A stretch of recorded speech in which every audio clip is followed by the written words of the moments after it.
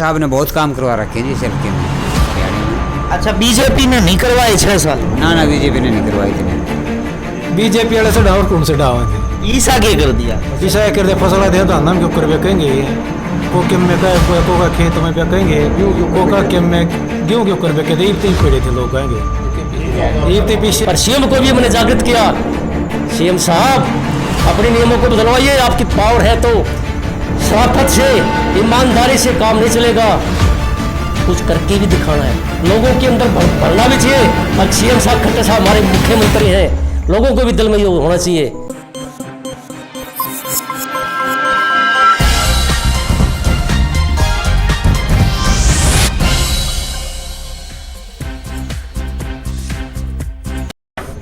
नमस्कार, मैं जोगेंद्र कथुरिया। बेबाक तीखे बोल चैनल की टीम आज पहुंची है बड़ौदा विधानसभा के धनाना गांव में।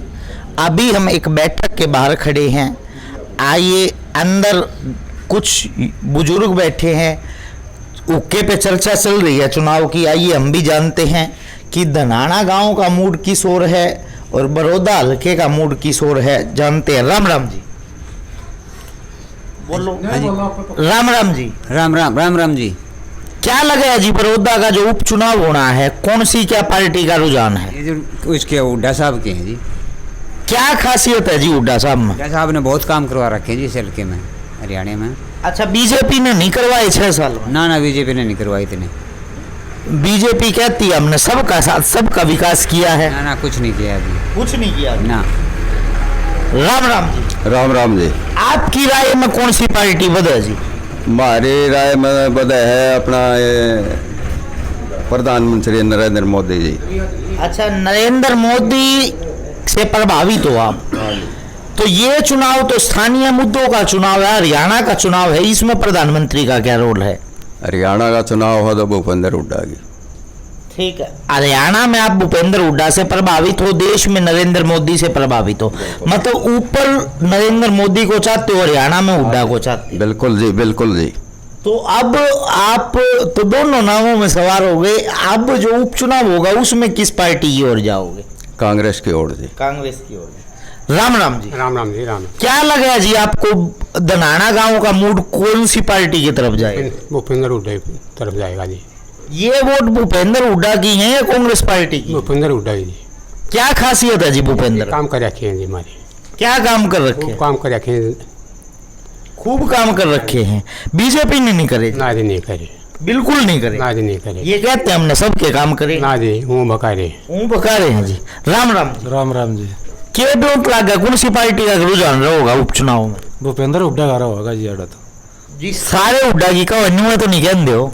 ना ऐसी बात नहीं है। भूपेंद्र हुड्डा की दे रहा हूँ तो पहले भी उससे दे रहा, आगे भी उससे की देवाएंगे। अच्छा, हुड्डे की देवोगे। क्या खासियत है जी हुड्डा? काम करा हमारे, पहले डूंडा ठहरा दे, कुछ नहीं कहेगा भी, गाड़ा लोग पक्की नहीं हुई बात कहना। राम राम। क्या खासियत है जी, अब जो उपचुनाव होगा कौन सी पार्टी का रुझान रहेगा? भूपेंद्र हुड्डा। क्या खासियत है भूपेंद्र हुड्डा? काम भी करे हैं, हमारा घर का भी है। और बीजेपी ने क्या खोट करा है? बीजेपी ने कुछ नहीं कराया, हमारे काम में नहीं गया, काम में नहीं करा के। यो एक खोट है। हाँ, यू खोट। गरीब किसाना का लट से डाल लाग रहे हैं। कौन लट से लाग रहे किसान? बीजेपी वाले से डावर कौन से डावा थे? ईसा के कर दिया। ईसा कर दे फसल दे तो नाम क्यों कर बेकेंगे ये को किम में को का खेत में बेकेंगे को का किम में गेहूं क्यों कर बेके थे इतने पड़े थे लोग आएंगे, इतने पीछे भी नहीं आए लोग। राम राम। नमस्कार जी। नमस्कार। क्या लगता है जी आपको बड़ौदा उपचुनाव में क्या रहेगा? ऐसा है जी, जहाँ तक उपचुनाव की बात है, माननीय कृष्ण हुड्डा जी के देहांत के बाद ये उपचुनाव रह जा रहा है। और मैं अभी बात मुद्दे की करता हूँ कि हमारा फ़ायदा किस तरफ है। ये सभी भाई बोल रहे हैं, ये बिल्कुल सही कह रहे हैं कि ठीक है भूपेंद्र हुड्डा को बनाएंगे क्योंकि हमारे काम की, हमारा लोकल नेता है। ये तो बात यहाँ तक ख़त्म हो जाती है। लेकिन मेरा ये मानना है, ये कहना है, ये सच्चाई भी है, सरकार बीजेपी सरकार है और इस उपचुनाव से हारने से और जीतने से कोई फर्क नहीं पड़ता पार्टी को। ये न किसी पार्टी का चुनाव है, न किसी मेरे हिसाब से कैंडिडेट का है। मेरे हिसाब से चुनाव बड़ौदा हल्के के लिए उन्नति का प्रोग्रेस का चुनाव है। इसमें हम सरकार की तरफ जाते हैं तो 4 साल बचे हैं, हमारे काम कुछ न कुछ वाले 20 काम लिख कर देते हैं तो 10 काम हमारे बन सकते हैं। तो हमें ये देखना चाहिए हमारे काम बन कैसे रहे हैं। तो अभी तो इस सरकार की तरफ जाने से फायदा हमें तो। अच्छा एक बात बताओ, एक ही मुख्यमंत्री मनोहर लाल खट्टर, दो अलग अलग बातें बिल्कुल विपरीत दिशा में चलती हैं। वैसे तो मनोहर लाल खट्टर जी कहते हैं सबका साथ सबका विकास, मैं सभी 90 हलकों में समान विकास करवाऊंगा। वैसे कहते हैं यदि आपको विकास चाहिए तो बीजेपी की ओर जाना पड़ेगा। इस बात पर आप मनोहर लाल खट्टर की क्या कहना चाहोगे? यदि बड़ौदा हलके से उनका विधायक नहीं चुना जाएगा तो क्या बड़ौदा हलके का विकास नहीं होगा? नहीं, मेरे हिसाब से देखो, जो कैंडिडेट आता है, जनता कैंडिडेट को जनता बनाती है, पार्टी से नहीं। पार्टी टिकट देने कोई कैंडिडेट नहीं बनता, जनता के बनाने से, वोटिंग डालने से कैंडिडेट बनता है। तो उस हल्के का जो कैंडिडेट बन के आता है, उस हल्के का उत्थान होना चाहिए। सरकार कोई भी हो, सेंटर में हो, किसी सरकार हो, मैं चाहता हूँ, ये नियम गलत बना रखे हैं, सरकार नीचे ऊपर किसी की हो, लेकिन जो कैंडिडेट बन के आता है उसका पूरा हक है, उसको हक ग्रांट देना भी चाहिए और उसका भी पूरा जोर लगा के पूरा काम करवाना चाहिए उन्हें, और काम होने चाहिए, पक्षपात नहीं होना चाहिए। अगर नीचे दूसरी पार्टियाँ बन गया है, ऊपर हमारी सरकार है, हम काम नहीं करेंगे, ये नहीं होना चाहिए। मैं अभी ब्लॉक समिति का मेंबर हूँ, मुझे इस बात का बड़ा दुख है। सीएम साहब ने हमें से कसम दिलवाई थी कि हम अपने हल्के का उत्थान करेंगे और उन्नति का काम करवाएंगे। मैं ब्लॉक समिति का मेंबर हूँ, बीजेपी का ठोस कार्यकर्ता हूँ, मुझे ये बड़ी दुख के साथ कहना पड़ रहा है, मेरे को अभी तक एक ग्रांट भी नहीं मिला। मैंने सीएम विंडो के लिए सीएम विंडो लगाया था, सीएम विंडो से मेरा कोई रिप्लाई नहीं आया। तो उस कसम खिलाए का क्या मतलब है? तो मेरा हक नहीं बनता था? जिस गांव ने मेरे को बनाया है वोट दे के, क्या मेरा हक नहीं बनता वो काम करवाने का? क्या सरकार की जिम्मेवार नहीं है सभी को बराबर पैसा मिलना? तो इसमें कमी आप किसकी मानते हो? मैं सरकार की मानता हूँ। नियम ऐसे क्यों बना रखे हैं? ऐसे नियम बनने से, मैं वहाँ पर वीडियो से मैंने फाइट किया है कि 15 मेंबर हैं, 15 हक बनता है, सभी को बराबर का ग्रांट दिया जाए, जैसे कि अपने गांव में काम करा सके। गांव में उसको बनाया करने किस लिए फिर चुनाव किए जाते हैं जिसका कोई मतलब ही नहीं होता, उसको कुछ पैसा होता है नहीं, कुछ पावर होती है। वीडियो जो है, वीडियो को पावर, मैंने बोला आप ब्लॉक डेवलपमेंट पंचायत अफसर हो, ये आप परमानेंट अधिकारी हो, चेयरमैन तो 5 साल के लिए आता है, ये आपका हक बनता है। हर एक पंचायत के 17 गांव हैं और 15 मेंबर हैं, 15 मेंबरों में सबको बराबर आपको ग्रांट देना चाहिए। बोलता फौजी साहब ये मेरे बस की बात नहीं है, बोला ये सरकार के नियम ऐसे हैं, संविधान में ऐसे नियम बना रखे हैं कि इनकी कोरम पूरा हो गया, कोरम पूरा होने से हम कुछ नहीं कर सकते। वाह बीडीओ साहब वाह, आप बड़े पंचायत अधिकारी बड़े बैठे हो, मुझे आपकी बात गले नहीं उतर रही। आपकी जिम्मेवारी बनती है सबको बराबर हक दिलवाना, और उसमें कोई कमियां हैं, उस नियमों में कुछ कमियां हैं, वो सुधार करवाइए। और सी विंडो को मैंने सी विंडो में लगाई और सीएम को भी मैंने जागृत किया, सीएम साहब अपने नियमों को बदलवाइए, आपकी पावर है तो। शराफत से, ईमानदारी से काम नहीं चलेगा, कुछ करके भी दिखाना है, लोगों के अंदर भरना भी चाहिए। अब सीएम साहब खट्टर साहब हमारे मुख्यमंत्री हैं, लोगों को भी दिल में ये होना चाहिए, ऐसे काम नहीं करने चाहिए। दिल में जनता जो उदासीन हो और लोगों को, जमींदार को या किसी हर एक भाई गरीब भाई को तंगी उठानी चाहिए। एक बात आपसे ही पूछना चाहूँगा और विशेष और अहम बात है, आप भारतीय जनता पार्टी के वर्कर हो, पंचायत समिति के सदस्य हो और देश के लिए सेवा भी कर चुके हो। आप अपनी अंतरात्मा से, ईमान से बताइए कि क्या हरियाणा की जनता हरियाणा के मुख्यमंत्री मनोहर लाल खट्टर के कामों से खुश है? बिल्कुल, आपने सही प्रश्न किया।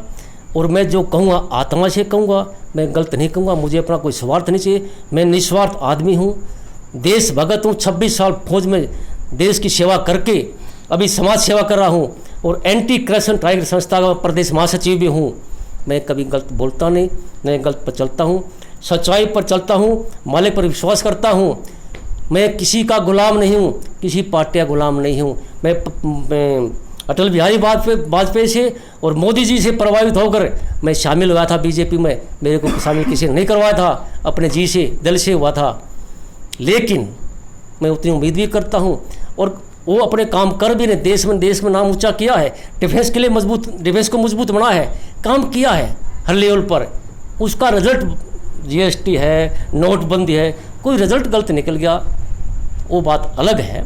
लेकिन अच्छा, उनकी नीति में कोई फर्क नहीं था, उनकी नीति साफ है, देश के हित में है। और जो ऊपर अपने खास सबसे बड़ी बात यह है, अपना घर नहीं भर रहे हैं, जो कुछ कर रहे हैं देश के हित में कर। अच्छा जी, नोटबंदी के टाइम अगर घोटाला होता है, देश में रिस्पॉन्सिबिलिटी किसकी है? क्या उसी प्रधानमंत्री की नहीं है? वो नहीं कर रहे भ्रष्टाचार, तो भ्रष्टाचार को रोकना किसकी जिम्मेवारी है?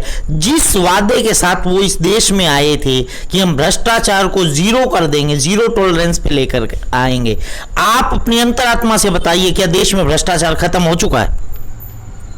नहीं, ये भ्रष्टाचार ऐसी बीमारी है, ऐसा रोग है जो जिसका कोई मेरे हिसाब से कोई इलाज, पूरी दवाई, जिस तरह कोरोना की बीमारी है इसकी कोई वैसी नहीं बन पाई है, तो उसकी भी अभी तक कोई बीमारी का इलाज नहीं है। ये है, हमारी नीति ठीक होनी चाहिए, हमारा ये होना चाहिए, हमें उस रास्ते पर चलना चाहिए, कम करने की कोशिश करनी चाहिए, भले उसका रिजल्ट गलत निकले या सही निकले, लेकिन हमारा इरादा। आपने एक बात का और जवाब नहीं दिया, आप उस प्रश्न को टाल गए। क्या मुख्यमंत्री मनोहर लाल से हरियाणा की जनता खुश है? हरियाणा की जनता मनोहर लाल जी से, मैं बीजेपी का कार्यकर्ता हूँ, ठोस कर कार्यकर्ता, उसमें कोई शक की बात नहीं है। लेकिन जो उस प्रश्न आपने किया है कि सीएम साहब से जनता, हरियाणा जनता खुश है, हरियाणा जनता सीएम साहब से खुश नहीं है, मैं स्पष्ट बताना चाहता हूँ। इसमें क्या कमी है, क्यों नहीं खुश है? कमी तो देखो, मैं पर्सनली उसको कमी बताऊं, वो सीएम साहब हैं, एक मामूली से कार्यकर्ता, हम कोई बुराई नहीं कर रहे। ये एक मैं जवाब दे रहा हूं आपको। सीएम साहब ईमानदार हैं, शरीफ हैं, लेकिन शराफत और ईमानदार ही सब कुछ नहीं होता, उसके लिए और भी कुछ, एक प्रदेश के मुखिया हैं, उसके लिए बहुत कुछ चाहिए। सराउंडिंग, लंबी चौड़ी विस्तार, दिमाग विस्तार होना पूरे इसमें, कैसे करना, कहाँ क्या काम करना चाहिए, क्या नहीं करना चाहिए, हर एक की भलाई के लिए काम करना चाहिए। ये नहीं, मैंने पिछली बार कुछ सुना, जमींदार इतनी फसल, जमींदार बड़े दिक्कत हो रहे हैं, बोला इतनी फसल लेंगे, अरे बाकी फसल कहाँ जाएगी? हैं, बाकी फसल कहाँ जाएंगी? जिसके पास जमींदार के पास जितनी फसल है वो पूरा बिकना चाहिए और उसका उचित मूल्य मिलना चाहिए। ठीक है जी, राम राम। राम राम। आपकी राय में जो उपचुनाव होगा बड़ौदा में, कौन सी पार्टी का रुझान रहेगा? कांग्रेस। क्या खासियत है जी कांग्रेस? भूपेंद्र हुड्डा सीएम है यहाँ के। अच्छा, भूपेंद्र हुड्डा को लोग सीएम मानते हैं, मनोहर लाल खट्टर को नहीं मानते? वो है, वो उसको तो हंगामा मानना पड़ा, फिलहाल वो सीएम है, लेकिन आने वाला सीएम हम भूपेंद्र हुड्डा को मानते हैं। राम राम जी।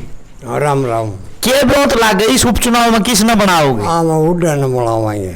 हुड्डा में क्या खासियत बताओ? खासियत हमारा आदमी है, यो खट्टर थारा आदमी नहीं है। हाँ, तो वहाँ गोली का मारन का है। अच्छा, हाँ, ईसा के खोट कर रखा खट्टर? अब क्या का खोट कर रखा है, भाई पूछे ना। एक आधी बात तो बता देता हूँ। क्या कभी बता दी, जमाना उसका करने वाला खट्टर है। चलो, अभी हम थे बड़ौदा विधानसभा के धनाना गांव में। यहाँ पर हमने एक बैठक में बैठे बुजुर्गों की हुक्के पर जो चर्चा कर रहे थे, चुनाव की राय जानी, और लोगों का ज़्यादातर मत यहाँ पर कांग्रेस पार्टी के साथ है, भूपेंद्र सिंह हुड्डा के साथ है।